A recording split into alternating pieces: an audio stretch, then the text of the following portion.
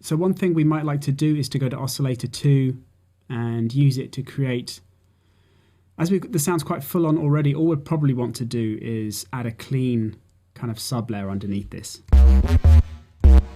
So I'm just going to turn on oscillator 2 and I'm going to set it to a sine wave. I'm just going to mute oscillator 1 for a moment. And now you can hear this has exactly the same filter routing as we have going on oscillator 1 there. So we've got a lot of distortion being applied. We've got the same filter 1 routing. Of course, I need to think about my filter input dial here for this oscillator, which isn't going to be automatically the same as oscillator 1. So at the moment we've just got it going to filter 1. Just going to bring it down an octave first. Maybe 2 as well. Now as we're only concerned with kind of the very lowest pure tone here, then I'm fine with it just going through filter 1. I'm going to keep the width like this. I'm going to keep unison turned off. So we've just got the single waveform. And now I can just use the level dial here to set as much of it as I want in the overall mix.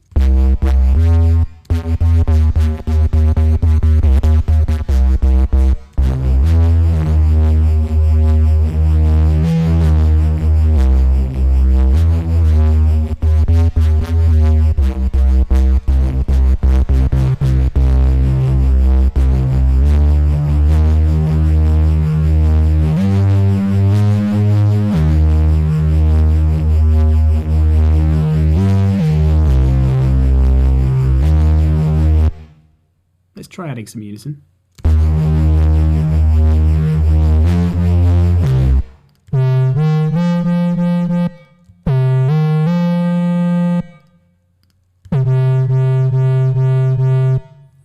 So yeah, when I increase the number of voices there, all it does is really add that tremolo effect, which is a phenomenon called beating, which is when you have two waveforms, low frequency waveforms there occurring side by side, so we get them interfering in different patterns, which makes the level drop in and out to create that tremolo style effect.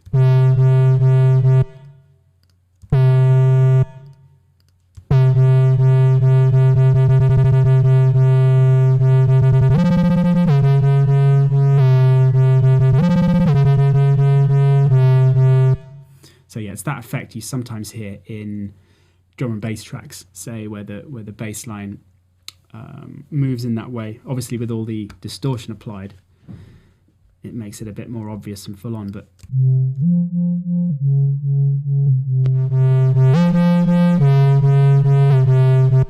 often it gets mistaken for something like LFO modulation of a filter or something of that nature, but all it is unison voices or multiple waveforms occurring side by side there.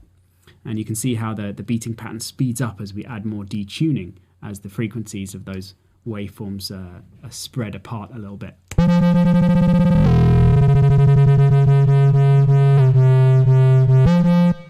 In this case though, I think I'll just have it set to 1 voice, as I don't really want any additional movement.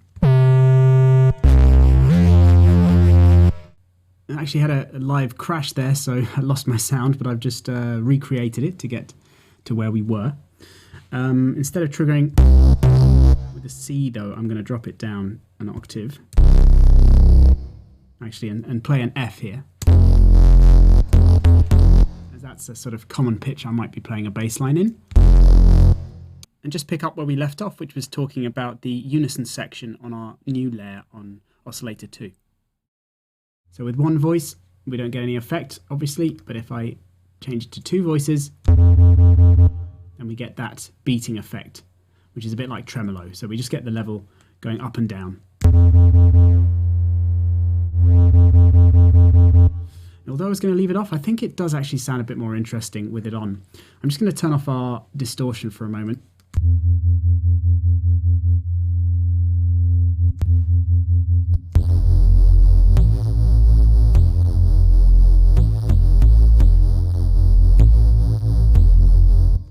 So you can hear with it turned right up there, so the beating is quite quick.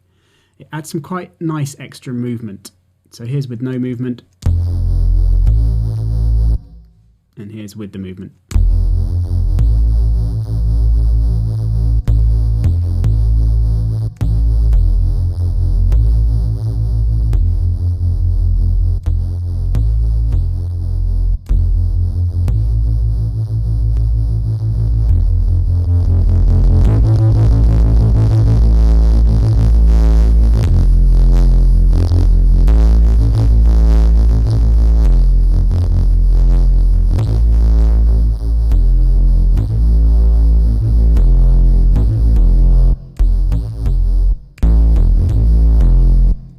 So you can hear the high cut makes quite a big difference to the sound there as well. With quite a lot of distortion applied like this, without the high cut turned down there, you can hear we have a hell of a lot of extra crackle and noise going on at the top there. So